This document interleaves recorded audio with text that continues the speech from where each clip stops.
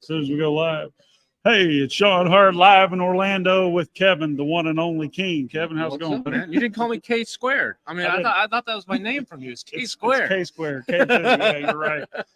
Just sitting over here BSing with Locash. Hey, Locash, how's it going? How you I doing, just man? saw him in India a couple days ago, and I said, Kevin, do you have any cool hacks to share with the Amazon sellers out there? So we're here at Ecom Summit. This is Ecom Summit 2. I think the guys here are doing a fabulous job, but you're always dropping dimes. So give us a couple hacks, Kevin. Yeah, sure. I can give you a couple hacks. A good one right now is actually was just in the $1 Billion Sellers newsletter yesterday, actually. And Amazon is testing some stuff right now with images. Your images can make a huge difference on how you rank. And Amazon's using some AI to actually start to analyze images to see what's in those images. And they can misread images sometimes. And so if you don't have your images set up properly, you could actually be hurting yourself if you happen to be one of the ones they're testing this on right now. You could actually lose rank overnight. So one of the things you want to do is actually go in. I use Adobe Photoshop. You want to go into Adobe Photoshop and actually go in, and there's a meta tags section in it. Canva might have it, but I'm not sure. But I use Photoshop, and there's a description field, a keywords field, and all these fields. You want to fill those in because that will help not only help you rank better, but will help influence this AI software when it's trying to analyze what this is. And there's a cool tool you can use to check your own images called Yama. The link YAMA? LLAMA.edu or something. It's in my news. I forget the exact link. $1 Billion Newsletter. $1 Billion Sellers. Oh, $1 Billion Sellers. Yeah, but you can actually upload an image in there, and it will use a similar technology. It's not exactly the same as Amazon's, but a similar technology, and we'll analyze it. So you can say, describe this image, and it'll come back and say, this is an image of a jump rope. This jump rope has got this kind of handle, this kind of this kind of this. And so I tested it, and some it gets dead on right. It'll describe the product perfectly. That means that Facebook or Amazon or whoever's using this technology recognizes the product. Okay. And then another time I put in one of these little glasses things like I have here on the back of my phone. And so I have little reading glasses that pop out. So I was like, old man badge. The old man badge. So I was like, let me test this. So I took a picture. I didn't take a picture. I took a picture from Amazon of this product, and I put it into the AI tool. And I said, tell me what this is.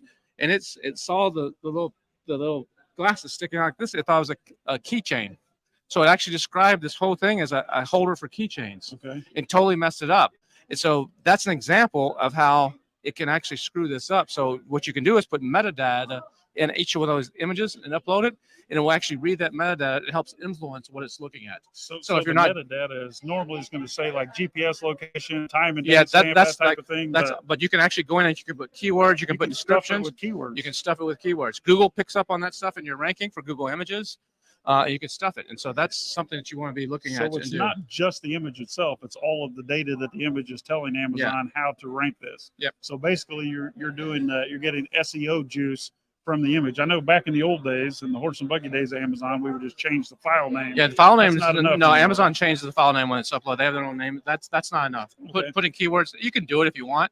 It doesn't hurt, put them in there, but that's not what they look at. They look at the metadata, if there's metadata, and now the AI tools is analyzing it. Facebook especially is doing this. You're running Facebook ads, you can have it misinterpret your ad and actually serve it to the wrong audience. Okay. And Amazon's testing it. It's not everywhere right now, but they're choosing random listings to test this on, and it could be yours. But I think it's going to, as it evolves, they're going to start doing more and more of this. But you want to make sure you get ahead of this, okay, and actually influence by putting this metadata in. Solid. So basically, Yama, which is YYAMA, will analyze the photo that you would use for your products. Now that's also an LLM. Don't get that confused with LLM. Yama. Is also it's a.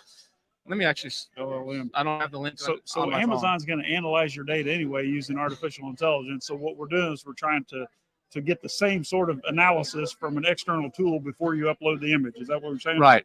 Okay. Just to check it, and you can adjust the image sometimes by changing like how something sticks out to have it interpret it completely different. Wow. So you can. It's pretty cool stuff. Who knew? All right. So that's a good hack. So Ecom Summit. This is the second of hopefully will be many. I know you were in Chicago as well, right? I was. So what do you think about the event? It's a nice little small mastermind here. I mean, it's a new event. They're trying to get it going. And I think Brexton and the gang are doing a good job. So it's a little bit different. This morning they've been doing little breakout sessions, and I'm not quite sure what they're actually doing, but it's good. Yeah, it's always good to get out. Sharing a lifeline. They're bonding. That's right. That's right. So, what's the biggest mistake that drives you nuts going into Q4, Kevin, that sellers should avoid? People, Hey guys, the biggest mistake is people putting too much emphasis on Cyber Monday and Black Friday. A lot of people, they do this for Prime Day too. I'm of the camp that you should never discount your products. So a lot of people will gear up and they're like, I need to do special promotions for Black Friday or Cyber Monday. Don't. Keep your pricing the same. The only reason to do any kind of special promotion or discounts or extra couponing is if you're trying to get rid of inventory. You're either doing it or you're doing a launch. So if you're doing a launch, you can discount, take advantage of that extra traffic. Or if you got excess inventory you need to just get rid of, you're discontinuing the product, discount it, take advantage of the extra traffic. But if this is a good seller for you and a regular seller, you're a fool if you discount it. Actually, you should raise the price. So I think it's counter to what most people say. They put all this effort, because to me, every day between middle of November and early January is a Black Friday. And so by putting all that effort there, you're shooting yourself you're killing your margins and shooting yourself in the foot. So that's a huge mistake. Your customers to expect exactly. You're training your customers to wait. There's transactional buyers and there's relational buyers. So a lot of people don't understand that either. So that's good point. I'm actually in the process of buying new tires for one of my vehicles, and my friend said, "Hey, wait till Black Friday and save $200." It's like $1,200 tires, but I thought, the $200 is better in my pocket than it is his. Yeah. So I'm waiting until November to put new tires on a vehicle that already needs it. So am I a transactional buyer? That's transactional in that case. Yep. Even though my relationship with the tire store told me to wait. That was his dumb idea. And all you're doing, you buy it now. The tire store makes no extra money. They're actually they're losing money because they're doing that discount. It's like, so if they didn't do the discount, you would go do it now. Yeah, exactly. It's like, thanks for a restaurant. Here's a coupon for a free meal. Yeah. Why would you do that? Order. Exactly. So you're going to get a bump in traffic anyway from the Cyber Monday and Black Friday. So don't lower your pants or lower your price unless you're trying to clear something out. Okay. Or you're launching something brand new. Good advice. Now I know you're sending this newsletter. I'm on the newsletter. It's actually marked as unread in my inbox because it is remarkable. This is Kevin King's $1 Billion Sellers newsletter. Where can folks find out about that? That's at $1billiondollarsellers.com. $1billiondollarsplural.com. Yeah, it's more like a magazine than it is. It's a $25,000 mastermind and a free newsletter.